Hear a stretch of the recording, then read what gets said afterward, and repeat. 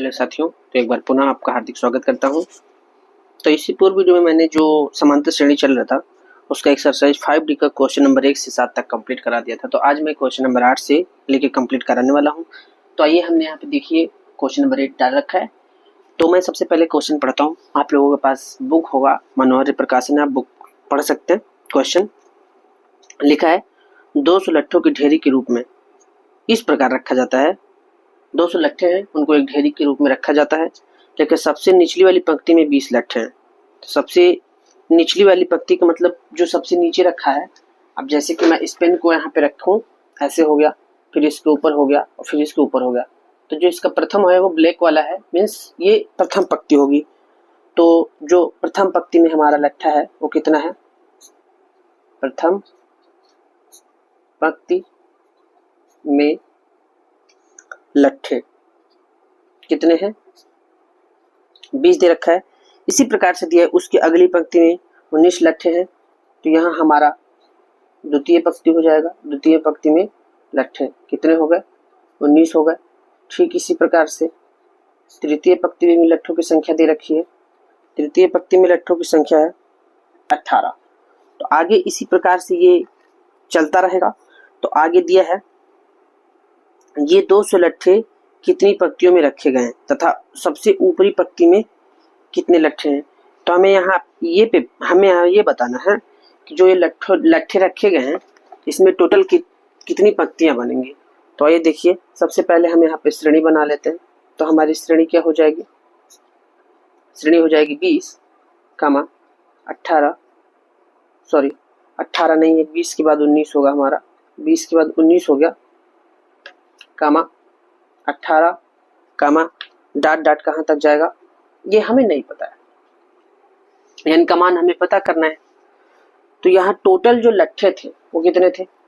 200 दे रखे हैं। तो सबसे पहले हम यहाँ लिखेंगे जो हमारा ए का मान होगा, वो ए का मान कितना हो जाएगा? 20। अगर हम यहाँ से डी का मान निकालें तो बाद वाले में से पहला वाला में ये 19 है आपका, 19 में से 20 घटेगा तो डी का मान कितना हो जाएगा? -1।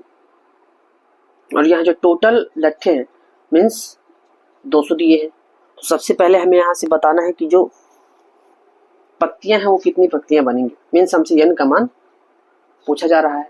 तो हम फार्मूला लगेंगे Sn बराबर n/2 2a plus n-1 into D. तो Sn का जो मान दिया है वो 200 दिया है, आप देख सकते हैं। n हमें पता नहीं है, ऐसे रहेगा 2, a का मान 20 है प्लस n-1 और d का मान दिया है -1। तो दो का हम इस 200 में गुणा कर देंगे तो ये हमारा हो जाएगा 400 बराबर n। ऐसे ही 20 दूनी 40, इसका इसमें गुणा करेंगे तो माइनस का n और माइनस माइनस प्लस, तो एक एकम 1 हो जाएगा। 400 ऐसे ही बराबर n, 40 में 1 जोड़ देंगे तो हो जाएगा 41 माइनस का n।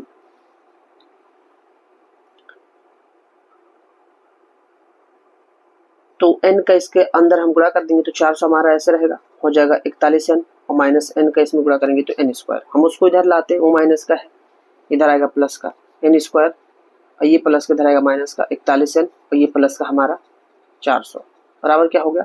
0। अब हमें यहाँ गुणनखंड लगाना है। गुणनखंड होगा या नहीं होगा? तो गुणनखंड में हम क्या करते हैं? प्रथम पद और अंतिम पद के अंकों का गुणा करते हैं। अचर पद 400 एकम 400 गुणा करके 400 लाना है और जोड़ के लाना 41।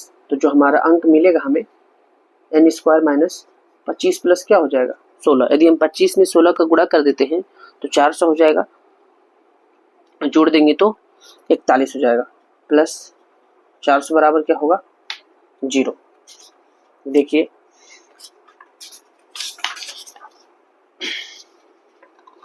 तो अब यहाँ से हम क्या करेंगे? n² हमारा ऐसे ही माइनस 25 का यहाँ पे n छूटा है, 25 के n में गुणा करेंगे 25n, बाहर माइनस अंदर का चिन्ह बदल जाएगा तो हो जाएगा माइनस का 16n और प्लस 400 बराबर 0। इस यहाँ से क्या कॉमन हो रहा है? n कॉमन हो रहा है तो हो जाएगा n माइनस का 25 और माइनस यहाँ से हम 16 कॉमन ले लेंगे तो n, बाहर माइनस अंदर का चिन्ह बदल गया। 16 दूना 32, 8 बचा 80 हो गया, 16 पंचे 80 बराबर 0।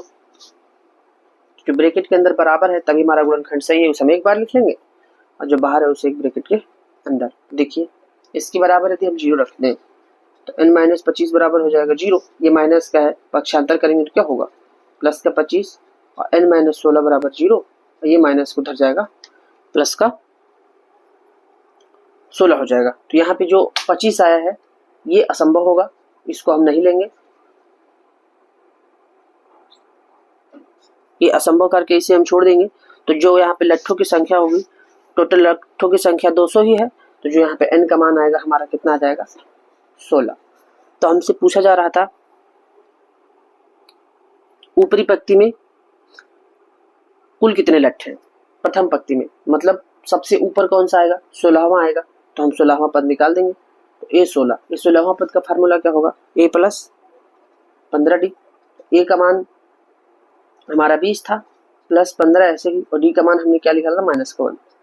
तो 20 प्लस माइनस माइनस 15 एकम 15, 20 में से यदि हम 15 घटा दें तो क्या आ जाएगा, 5। तो जो हमारा प्रथम पंक्ति है, सॉरी प्रथम पंक्ति कह रहा हूँ, जो सबसे ऊपरी पंक्ति है उसमें 5 है। इस प्रकार क्वेश्चन नंबर 8 कंप्लीट हो गया। अब जो नेक्स्ट क्वेश्चन है इसका क्वेश्चन नंबर क्या होगा, 9 होगा। तो ये क्वेश्चन नंबर 9 को हम देखते हैं। तो सबसे पहले हमने क्वेश्चन नंबर 9 लिखा। क्वेश्चन नंबर 9 में दे रखा है किसी समांतर श्रेणी का प्रथम पद 5 है। भैया प्रथम पद को हम किससे लिखते हैं, ए से लिखते हैं, प्रथम पद 5 हो गया। और कह रहे अंतिम पद 45 है। अंतिम पद को हम एल से भी लिख सकते हैं। अगर हम दूसरे नजरिए से देखें तो वो हमारा एन भी हो सकता है। 45 हो गया। कह रहा योग दिया है 400, एन बराबर कितना हो गया, 400। तो हमसे यहाँ पूछा जा रहा है पदों की संख्या और सार्वांतर। पदों की संख्या का मतलब n पूछा जा रहा है और पूछा जा रहा है सार्वांतर। देखिए पदों की संख्या को n से लिखते हैं और सार्वांतर d से। तो हम सबसे पहले फार्मूला लिखेंगे Sn बराबर n/2 a प्लस l। तो Sn का मान हमारा 400 दिया है, n/2 ऐसे ही। a का मान यहाँ आप देख सकते हैं 5 दिया है, 5 रख देंगे। l मतलब अंतिम पद कितना है, 45। अगर हम इसे हल करें तो 400 तो हमारा ऐसे ही रहेगा बराबर n/2 गुणे 45 में अगर 5 जोड़ देंगे कितना हो जाएगा, 50। डिवाइड कर देंगे तो भी बचेगा हमारा 25। तो 400 25 गुणे में है तो बटे में n, तो यहाँ पे कितना आ जाएगा, 25 16 400 होता है। तो n का मान कितना आया, 16। n का मान आ गया। अब हमसे पूछा जा रहा था सार्वांतर। तो सार्वांतर निकालने के लिए हम क्या करेंगे, अंतिम पद मतलब nवां पद का फार्मूला लगा देंगे, a plus n-1 into D बराबर an। a का मान था 20, n का मान आ गया 16 - 1, और d का मान कितना था, सॉरी d का मान पता करना है, और an है हमारा 45। तो अगर हम इसे यहाँ हल कर दें तो कितना आ जाएगा, 20 ऐसे ही प्लस 16 में से 1 घटा देंगे कितना बचेगा, 15d बराबर 45। 15d ऐसे ही 45, ये प्लस का उधर जाएगा माइनस का, तो 15d 45 में से 20 घटा देंगे 20। लगता है मैंने कुछ मिस्टेक कर दिया यहाँ पे, ये 1 मिनट रुक जाइएगा जरा। यहाँ पे a का मान 20 नहीं था, सॉरी थोड़ा मिस्टेक हो गया।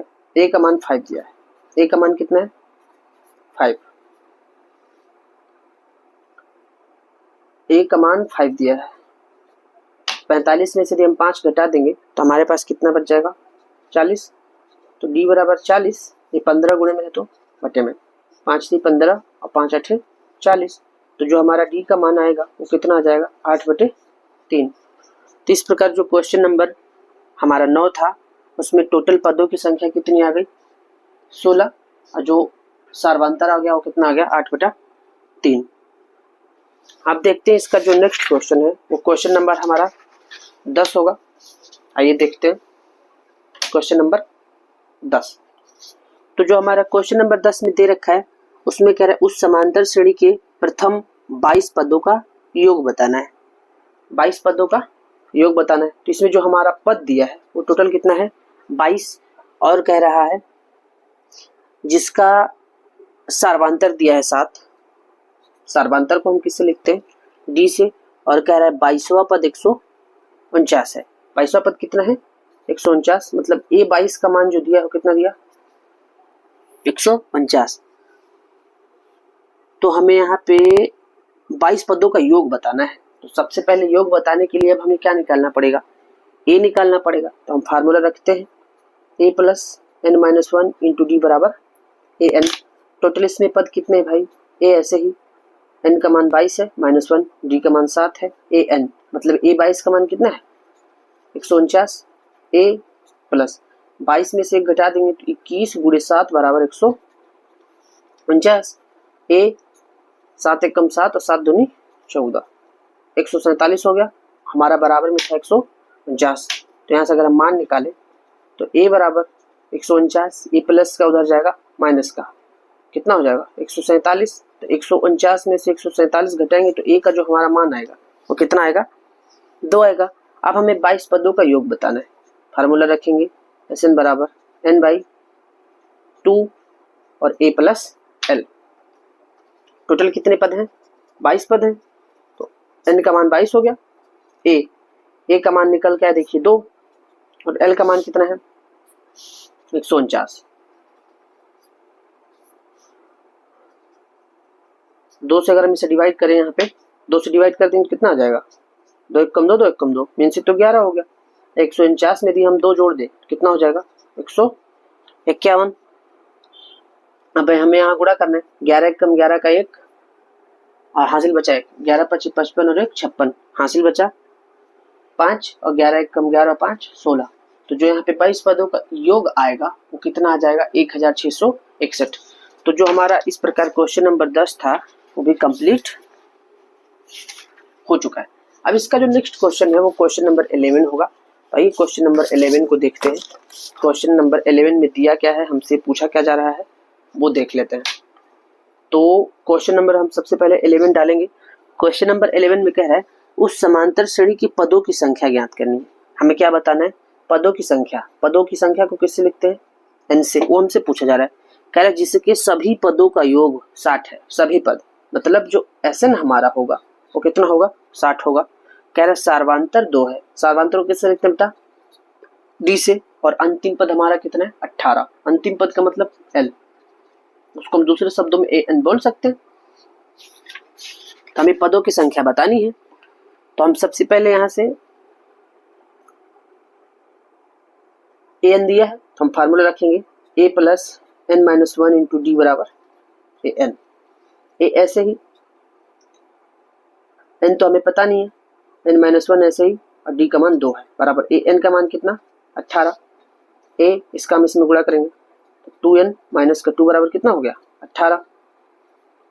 तो a प्लस 2n बराबर 18, ये माइनस का है उधर जाएगा प्लस का। तो a ऐसे ही बराबर 18 में 2 जोड़ देंगे 20 तो ये प्लस का उधर जाएगा माइनस का 2n। समीकरण नंबर हमारा कौन सा हो गया 1 हो गया। यहाँ से हमने a का मान निकाल लिया है। अब हम योग देखते हैं। तो जो हमारा यहाँ पे योग होगा तो हम फार्मूला रखेंगे Sn बराबर n/2 a plus L। Sn का मान हमारा टोटल कितना दिया था 60 दिया है। आप यहाँ देख सकते हैं, देखिए 60 दिया है। तो हम Sn की जगह क्या रख देंगे 60, n/2 ऐसे ही, क्योंकि n हमें पता करना है। a का मान अभी हमने निकाला कितना है 20 माइनस 2n और L का मान कितना है 18। यहाँ पे देख सकते हैं आप प्लस का 18। तो 60 बराबर n/2 में इसको जोड़ेंगे 20 में 18, तो 20 में 18 जोड़ देंगे तो हो जाएगा 38 और माइनस का 2n। तो 60 हमारा ऐसे रहेगा n/2, यहाँ से 2 कामन हो रहा है, 2 कामन लेंगे तो 19 दूना 38 और माइनस का n, इस 2 से 2 कट गया। 60 इक्वल टू कितना होगा n का गुणा कर देते हैं 19n और माइनस का n स्क्वायर, और माइनस के इधर आएगा तो क्या होगा प्लस का n स्क्वायर, वो प्लस के इधर आएगा माइनस का, अब प्लस 60 बराबर 0। अब हम यहाँ देखेंगे ये गुणनखंड लग रहा है या नहीं लग रहा है। तो प्रथम पद और अंतिम पद का गुणा करते हैं भाई हम, 60 एकम 60 गुणा करके 60 लाना है और घटा के क्या लाना है, सॉरी घटा के कह रहा हूँ, जोड़ के लाना है 19। कौन सा चिन्ह तय करता है जोड़ के लाना है या घटा के, ये जो हमारा दिया हुआ है ये वाला। तो 15 चौको 60 होता है, यदि हम 15 में 4 जोड़ दें तो हमारा 19 हो जाएगा। n plus 60 equal to 0। N square ऐसे ही माइनस 15 का एन में गुणा करेंगे 15n माइनस प्लस क्या होगा माइनस 4n प्लस 60 बराबर 0। तो यहाँ से क्या कॉमन हो सकता है भाई, n कॉमन हो सकता है, तो n माइनस 15, यहाँ से 4 कॉमन होगा, n बाहर माइनस अंदर का चिन्ह बदल जाएगा, 4 एक कम 4, 2 बचा 20 हो गया, 4 पंचे 20। तो ब्रैकेट के अंदर हमारा बराबर है, मतलब गुणनखंड सही है। हम एक बार लिखेंगे इसको n माइनस 15 और दूसरे ब्रैकेट में n माइनस 4 बराबर 0।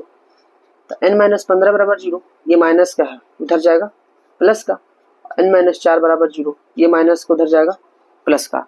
तो हमारे पास जो n के कितने मान आ गए, 2 मान आ गए। हमसे पदों की संख्या पूछी जा रही थी, तो जो श्रेणी है उन प्रथम 4 पदों का योगफल 60 होगा और n से प्रकट होता है।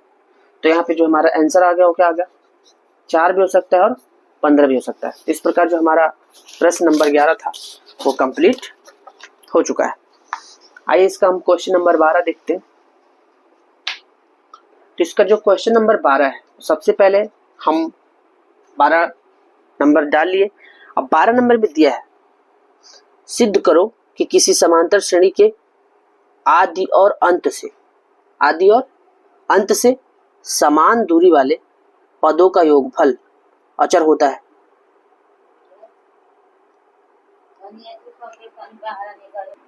तो इसका जो 12 नंबर क्वेश्चन है वो नेक्स्ट वीडियो में आपको प्रोवाइड कराएंगे। आज के लिए बस इतना ही।